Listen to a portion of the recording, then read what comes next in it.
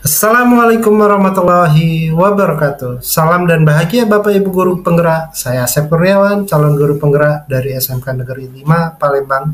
Di sini saya akan memaparkan aksi nyata modul 1.3 tentang visi guru penggerak. Visi guru penggerak, terwujudnya generasi tangguh yang berakhlak dan berwawasan global. Visi tersebut saya akan wujudkan dengan prakarsa perubahan, meningkatkan kreativitas dan motivasi belajar peserta didik melalui pemanfaatan teknologi. Adapun yang saya lakukan dalam aksi nyata visi guru penggerak ini melalui 3 tahapan. Pertama, perencanaan, kedua, pelaksanaan, dan ketiga, refleksi. Di tahapan perencanaan, saya berkonsultasi dengan kepala sekolah, dan juga tahapan perencanaan saya berkonsultasi dengan rekan sejawat dan guru yang mengampu dengan jurusan yang sama. Di sini saya mengajar di jurusan administrasi perkantoran ataupun manajemen perkantoran dan berkolaborasi dengan rekan sejawat yang ahli di bidang IT untuk berbagi pengalaman mengenai model ataupun metode pembelajaran yang tepat, yang nantinya saya memanfaatkan teknologi untuk meningkatkan kreativitas dan motivasi belajar peserta didik. Selanjutnya, di tahap pelaksanaan, peserta didik melakukan kegiatan pembelajaran menggunakan smartphone yang dimiliki. Di akhir kegiatan pembelajaran, saya memberikan penugasan secara berkelompok dengan membuat video singkat terkait dengan materi pembelajaran yang telah diajarkan. Video yang mereka buat dapat menggunakan aplikasi apapun yang mereka inginkan. Berikut adalah hasil tugas kelompok yang mereka buat.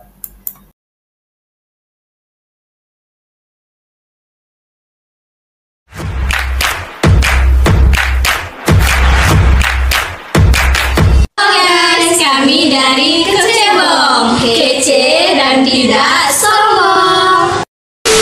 Perkenalkan, nama saya Putri Purnama Indah. Perkenalkan, nama saya Kaini Deswita. Saya Anastasia. Saya Siva Safariza. Stay tune. Prosedur pemberhentian pegawai. Kata pemberhentian pegawai memiliki definisi. Berikut definisi pemberhentian pegawai menurut para ahli. A. Dalam pembahasan tentang pemberhentian pegawai, Ranu Pradjo dan Husein 1982 halaman 110 menyebutkan bahwa pemberhentian tidak lain adalah pemutusan hubungan kerja. Alasan yang biasa dikemukakan dalam pemberhentian adalah karena pegawai tersebut dianggap tidak mampu lagi bekerja pada organisasi dengan baik, namun ada pula karena kondisi instansi yang buruk.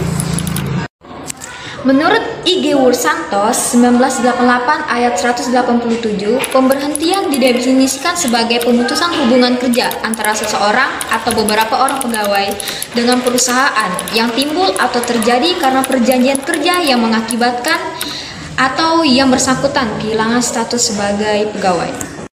Menurut Hasibuan 2001, halaman 205 mendefinisikan pemberhentian sebagai pemutusan hubungan kerja seorang karyawan dengan suatu organisasi perusahaan.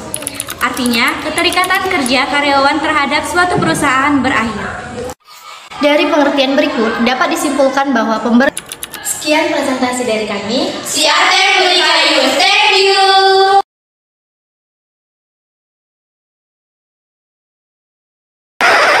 Assalamualaikum warahmatullahi wabarakatuh. Halo guys, sebelumnya perkenalin kami berempat dari kelompok Wacana. wanita Cantik bersama. Jangan lupa ditonton ya video kami. Dini, apaan sih cuti pegawai itu? Halo Ina, pengertian cuti pegawai merupakan keadaan tidak masuk kerja pegawai dalam waktu jangka tertentu untuk dilakukan untuk kepentingan tertentu. Menurut HTTPS Poltekkes Kemenkes Palembang, cuti pegawai juga merupakan keadaan tidak masuk kerja pegawai dalam jangka tertentu demi kesehatan jasmani dan rohani serta untuk kepentingan pribadi pegawai. Gitu Ina. Kedua, landasan hukum pegawai menurut Peraturan Negara Republik Indonesia Nomor 24 Tahun 2017 tentang cara pemberian cuti pegawai. Kedua, tujuan cuti pegawai untuk memberikan kesempatan istirahat bagi para aparatur sipil negara untuk menjalin kesegaran jasmani dan rohani.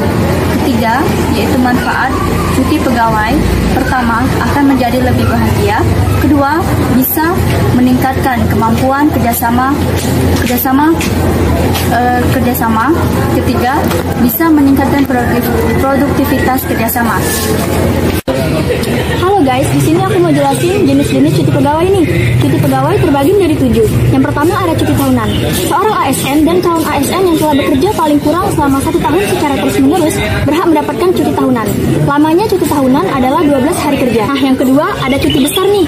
Seorang ASN yang telah bekerja paling singkat selama 5 tahun berhak atas cuti besar paling lama selama 3 bulan. Yang ketiga adalah cuti sakit. Seorang ASN yang sakit selama 1 hari menuliskan surat secara tertulis kepada atasan dengan melampirkan surat keterangan dokter. Keempat, ada cuti melahirkan nih.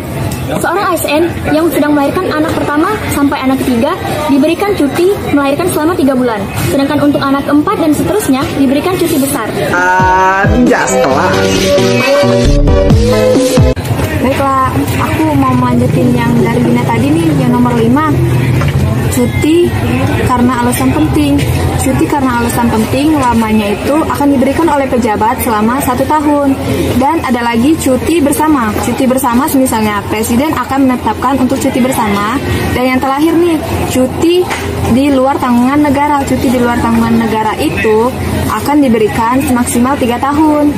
Lia, aku mau nanya nih, siapa aja sih yang berhak memberi cuti pegawai? Yang berhak memberikan cuti pegawai adalah Kementerian atau Jaksa Agung dan Kepolisian Negara Republik Indonesia, Gubernur Provinsi, dan Wali Kota Kabupaten. Oke. Pas pergi ke jalan kencana, Memakai batik mantan pacar. inilah video kelompok wacana. Semoga Pak Asep kasih nilai yang lancar. Sekian dari kelompok kami. Wassalamualaikum warahmatullahi wabarakatuh.